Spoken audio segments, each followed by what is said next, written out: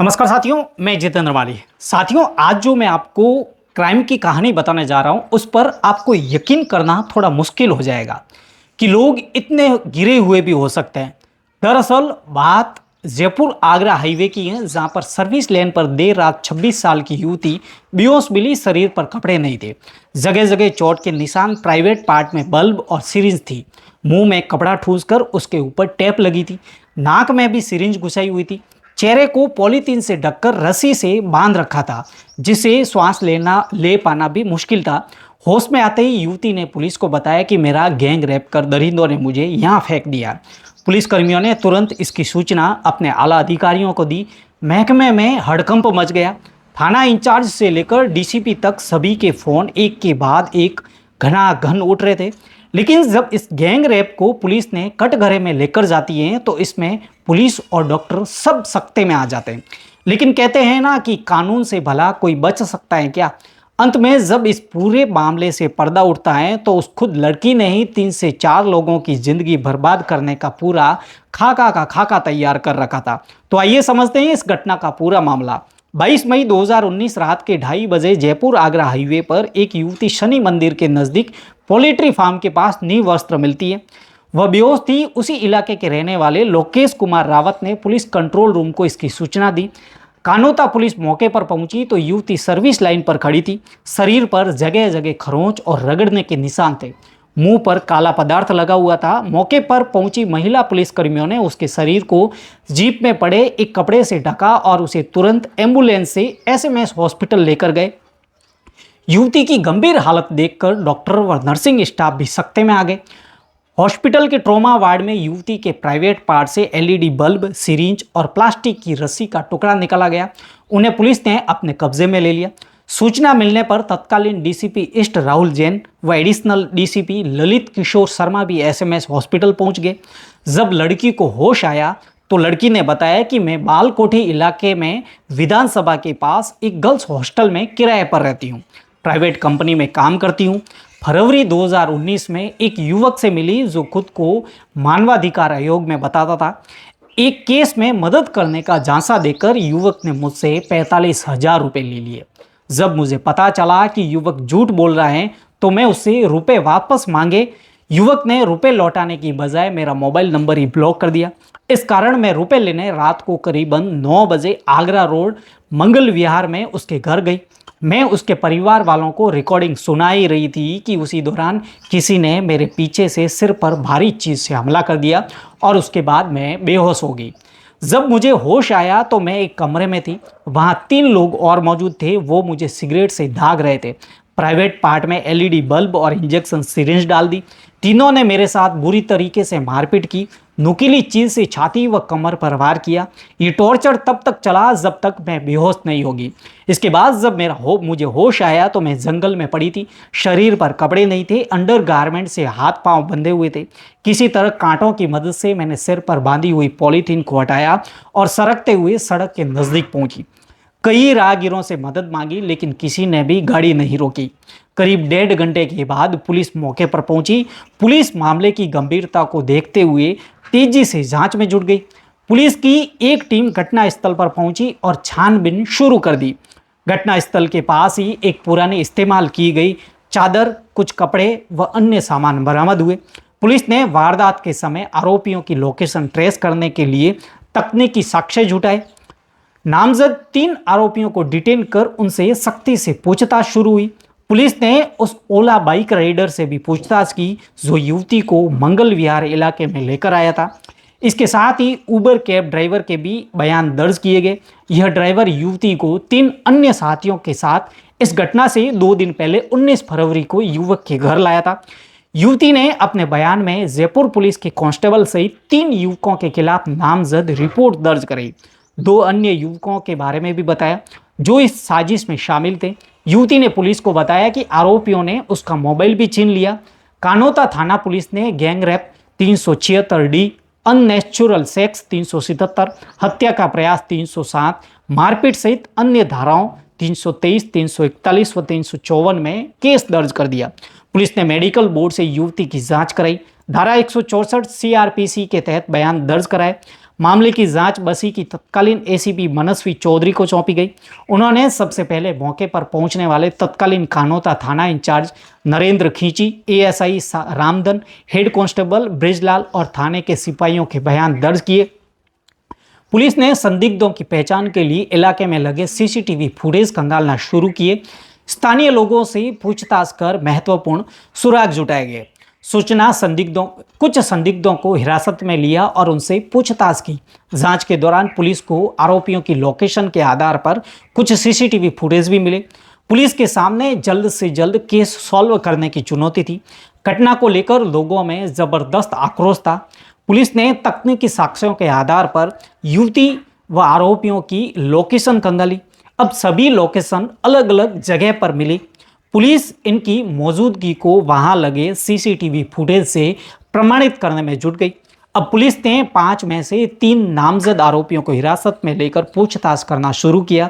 कानोता इलाके में दर्ज गैंगरेप केस की जांच अभी चल ही रही थी कि इसी बीच ज्योति नगर पुलिस ने इसी युवती से रेप के पुराने मामले में 23 मई 2019 को आरोपी कांस्टेबल को गिरफ्तार कर लिया। पुलिस ने कांस्टेबल को देर रात एलबीएस कॉलेज के पास से गिरफ्तार किया।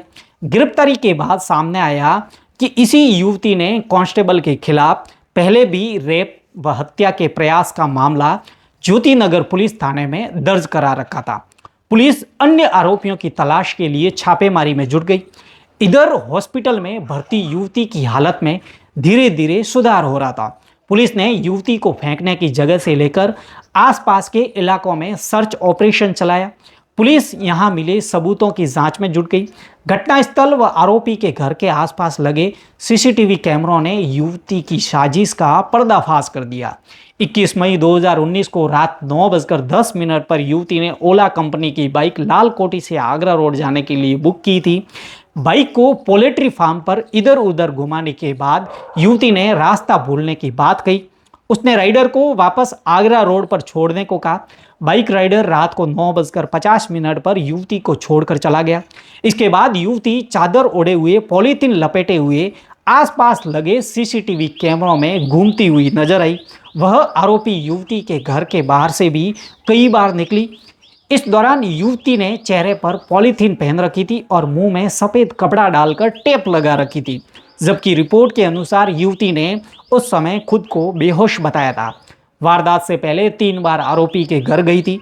युवती 13 और 14 मई 2019 को कथित गैंगरेप से करीबन 1 सप्ताह पहले युवती लगातार 2 दिन ओला बाइक से रात करीबन 1:30 पर आरोपी युवक के घर मंगल विहार कॉलोनी गई।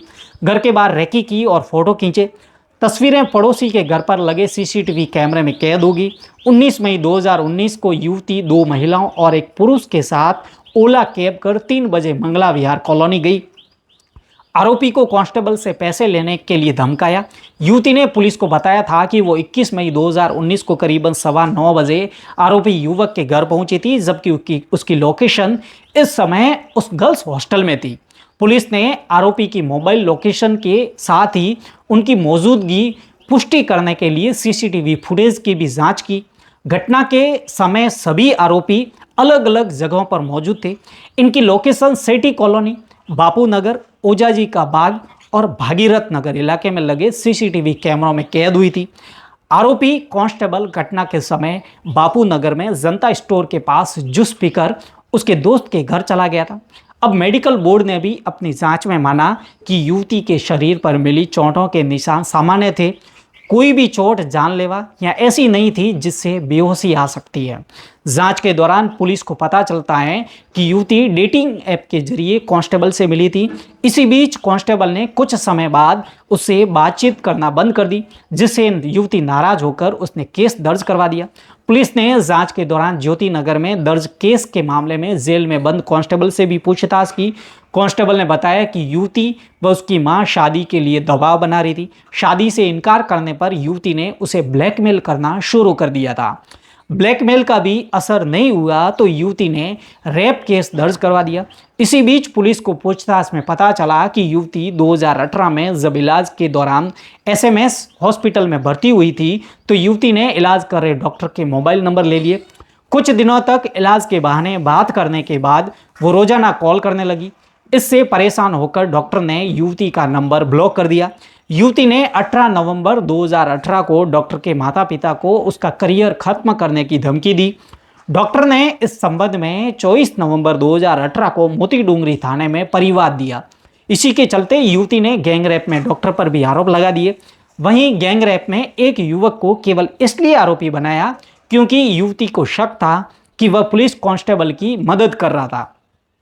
सीसीटीवी फुटेज, कैब ड्राइवर के बयानों और अन्य सबूतों के आधार पर अब तक ये बात साफ हो चुकी थी कि युवती के साथ गैंगरेप नहीं हुआ था, साथ ही साजिश उसने खुद रची थी। युवती ने बयान में कहा था कि उसका मोबाइल छीन लिया, जबकि हकीकत यह थी कि युवती ने वारदात से पहले ही अपना मोबाइल दोस्तों की मदद से बहन तक पहुंचा दिया था। पुलिस ने इसे युवती के बयान से बरामद कर लिया। सच सामने आने के बाद केस के सीओ बसी एसपी मनस्वी चौधरी ने युवती के बयान दर्ज किए। युवती ने बताया कि कुछ समय पहले भी उसने कांस्टेबल के खिलाफ ज्योति नगर पुलिस थाने में रेप का केस दर्ज करवाया था। उसमें कमी रहने के कारण पुलिस ने कांस्टेबल को गिरफ्तार नहीं किया था। इसी वजह से उसने गैंगरेप की कहानी रची ताकि कांस्टेबल को फंसा सके। इसी चर्चित गैंगरेप केस को पुलिस ने जांच में झूठा पाया, इस कारण इसमें किसी की गिरफ्तारी नहीं हुई। कानोता गैंगरेप केस में एफआईआर लगने के बाद आरोपी कांस्टेबल को ज्योति नगर थाने में दर्ज केस में हाईकोर्ट से जमानत मिल गई। हालांकि इस केस में आरोपी कांस्टेबल न तो बरी हुआ और न ही पुलिस विभाग ने उसे बहाल किया है। कानोता पुलिस के अनुसार इस केस में पुलिस द्वारा लगाई गई एफआईआर पर कोर्ट ने प्रसंज्ञान लिया है। बसी के MN 15 नंबर कोर्ट के मजिस्ट्रेट पुलिस द्वारा लगाई गई एफआईआर की जांच कर रही है। एफआईआर सही लगाई गई है या नहीं, इसकी जांच पूरी होने के बाद ही आगे की कार्रवाई की जाएगी। मजिस्ट्रेट की जांच में केस झूठा पाया गया तो कोर्ट धारा 182 के तहत परिवादी के खिलाफ कार्रवाई करने के निर्देश दे सकता है।